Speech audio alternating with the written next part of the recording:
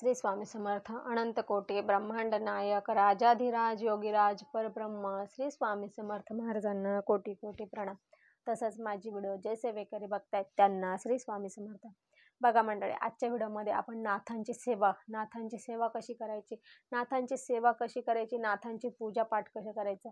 तर काय होतं, नाथांकडे काय बघा, नाथांकडे आहे शाबरी विद्या आहे आणि शाबरी विद्या आपल्याला सर्वांना माहिती, सर्व विद्यामध्ये श्रेष्ठ शाबरी विद्या आहे आणि सर्व विद्यामध्ये पॉवरफुल शाबरी विद्या आणि शाबरी विद्या जर ज्याच्याकडे शाबरी विद्या आहे त्याच्याकडे कुठलेही करणे प्रकार होत नाही आणि त्याच्यापासून करणीबाधेपासून सुटका मिळते।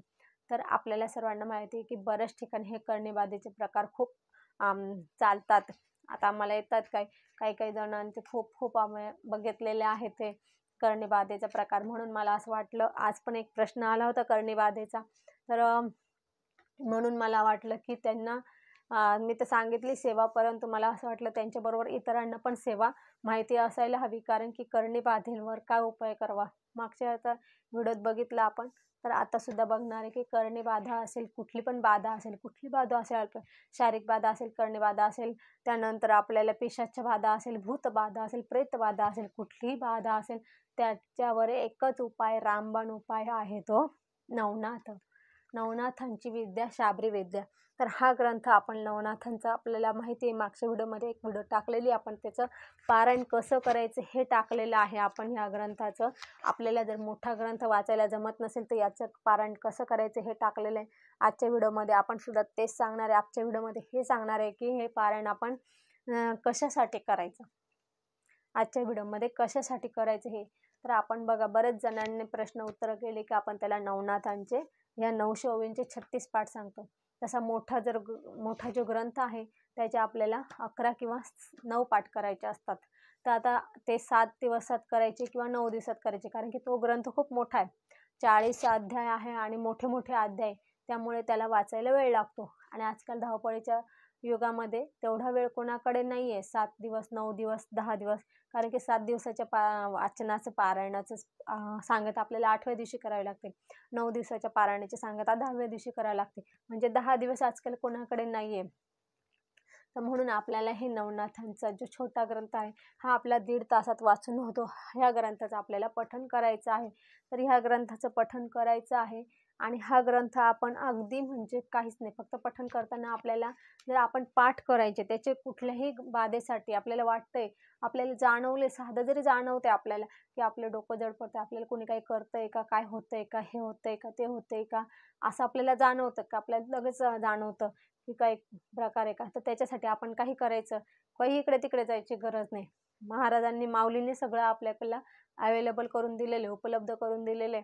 आपण डायरेक्ट हा ग्रंथ घ्यायचा आणि रोज याचं 1 पाठ करायचे, असे आपल्याला 36 पाठ करायचे आहे। रोज 1 पाठ 36 दिवस पाठ करायचे। 36 पाठ केल्यानंतर तुमची कुठलीही प्रकारची बाधा असेल ती गेल्याशिवाय राहणारच नाही, तर ते करायचे। त्यानंतर आपल्याला रोज समजा 36 पाठ झाल्यानंतर रोज आपल्याला नित्यसेवा म्हणून 1 अध्याय वाचायचा। 1 अध्याय वाचायला तुम्हाला काही नियम नाही, पथ्य नाही, परंतु तुम्हाला जेव्हा हे 36 पाठ करायचे, ज्या दिवशी 36 पाठ करायचे तर 36 दिवस तुम्हाला परान्न वर्ज्य असेल।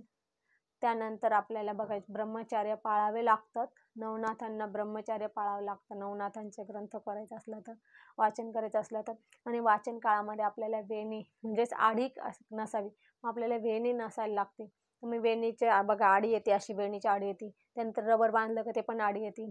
मग एक तर तुम्ही चाप लावा, चाप लावला तरी चालेल, किंवा आपण मोकळे केस ठेवा म्हणजे आडी राहणार नाही, किंवा चाप असला तरी काही प्रॉब्लेम नाही, चाप ठेवा। त्यानंतर आपल्याला जे परकर, आपण जे साडी घालतो तर त्याला नाडी असते बघा, तर नाडी किंवा पॅन्ट असते आपली ती सलवार, त्याला पण नाडी असते, तर नाडीला पण आडी असते, म्हणून आपल्याला ती पण आडी नसायला हवी। म्हणून आपण ते पण घरी लेडीज वाचत असेल तर, लेडीजने वाचत असेल तर ती गाठ वगैरे सोडून बसायचं। त्यानंतर जर जेंट्स वाचत असेल तर जेंट्सनी चांबड्याचं काही म्हणजे बेल्ट असेल, पॉकेट असेल, काही चांबड्याचं जवळ ठेवायचं नाही, काळं कुठलं घालायचं नाही आणि परान्न पाळायचं आहे, परान्न खायचं नाही आहे। त्यानंतर आपल्याला नवनाथांचे रोज 1 पाठ पूर्ण करायचा आहे। नवनाथाचा पाठ कसा करायचा आपल्याला मागच्या व्हिडिओत बघितलं आहे, तरी मी एक थोडक्यात सांगते। आपल्याला पहिले स्वामी स्तवन वाचायचं आहे, त्यानंतर एक माळ श्री स्वामी समर्थ मंत्र, त्यानंतर एक माळ शाबरी मंत्र, 24 वेळा गायत्री मंत्र, आणि मग आपल्याला नवनाथांचा नवनाथांचा जो मंत्र आहे, गोरक्ष जालिंदा चरपट्टाच अडभंग कहाणी मच्छिंद्राद्या चौरंगी रेवणक 32 ज्ञा भूम्या बभव नवनाथ सिद्ध, हा असा नवनाथांचा हा मंत्र आहे. तर हा मंत्र आपल्याला 9 वेळा म्हणायचा आहे. हा मंत्र 9 वेळा म्हणायचा आणि नंतर आपल्याला गणपती अथर्वशीर्ष म्हणून आपल्याला पाठाला सुरुवात करायची. त्याचा आहे 9 अध्याय आहे आणि 9 अध्याय आहे आणि प्रत्येक अध्याय 100 ओवीचा आहे, म्हणून हा 900 ओवींचा ग्रंथ झाला तयार. तर असा आपला हा ग्रंथ आहे. हा ग्रंथ इतका पॉवरफुल आहे. तुम्ही हा ग्रंथाचा जर 36 पाठ केल्यानंतर तुम्हाला 2-4 म्हणजे 8-1 पाठ 9 पाठ झाले की तुम्हाला जाणवेल की तुमचे लगेच चेहरा वगैरे किंवा तुमची जी बाध आहे ती जाताना दिसेल तुम्हाला. नाथांची शाबरी विद्या आहे. शाबरी विद्या पुढे कुठलीच विद्या टिकत नाही. आपल्या सर्वांना माहिती, नवनाथांना सर्व देवांनी वरदान दिलेलं आहे आणि सर्व देवांनी त्यांना ती विद्या प्रदान केलेली आहे, त्यामुळे त्यांच्याजवळ कुठलीही विद्या टिकत नाही. म्हणून आपल्याला नवनाथांची ही सेवा आपल्याला सगळ्या बाधांसाठी करायची आहे. आणि बघा किती म्हणजे किती पण असेल, कुठली पण विद्या असेल तर तिथे लगेच छूमंत्र होणारच. म्हणून आपण ही सेवा अवश्य करा. आणि 36 दिवस पाठ झाले की आपण रोज एक अध्याय याच्यासाठी करायचा की आपल्याला आता हेच झालं 36 याच्यासाठी की आपल्याला कुठली बाधा असेल तर निघून जावी, पण त्याच्यानंतर एक अध्याय रोज याच्यासाठी वाचायचं की आपल्याला कुठली बाधा स्पर्श करू नये किंवा आपल्या घरात कुठल्या बाधेचा प्रवेश होऊ नये. याच्यासाठी आपल्याला ती रोज एक अध्याय नवनाथांचा 900 ओवींच्या ग्रंथामधला 9 अध्यायामधला एक अध्याय रोज वाचायचा. म्हणजे पहिल्या दिवशी पहिला वाचायचा, दुसऱ्या दिवशी दुसरा, तिसऱ्या दिवशी तिसरा, असं 9 दिवस एक एक अध्याय, म्हणजे 9 दिवसात तो ग्रंथ पूर्ण होईल. पुन्हा 10व्या दिवशीपासून परत 1, 2, 3, 4 असं आपल्याला हे नित्यसेवेमध्ये आपण नवनाथांचा हा ग्रंथ वाचन करायचं आहे रोज एक अध्याय म्हणून. आणि त्यामुळे काय होईल, आपल्या म्हणजे आपले काही जे बाधा तर निघून जाईलच, आपल्या घरातलं वातावरण सुद्धा शुद्ध होईल. आपल्या घरात कुठल्याही प्रकारची निगेटिव्ह एनर्जी प्रवेश करणार नाही, जी असेल ती निघून जाईल आणि आपल्या घरात सगळे सकारात्मक ऊर्जा निर्माण होऊन आपल्या घरातले सगळे सकारात्मक कामं होतील आणि सगळ्यांचे मनासारखं होईल. सगळे घर असं शांत होईल. सगळ्या म्हणजे जे काही आपल्या घरात भांडण तंटण होत असेल, जे काही बाधेमुळे जो काही त्रास असेल आपल्याला, आता बाधेमुळे कुठलाही त्रास होतो, खूप काही त्रास होतो.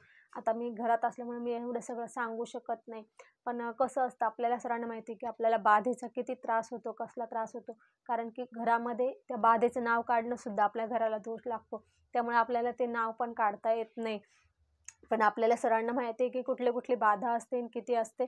तर त्याच्यासाठी आपल्याला हा नवनाथांचा 900 ओवींचा ग्रंथ आहे. हा आपल्याला 36 पाठ अवश्य करा आणि 36 पाठ केल्यानंतर आपण रोज एक अध्याय त्याचा वाचन करा.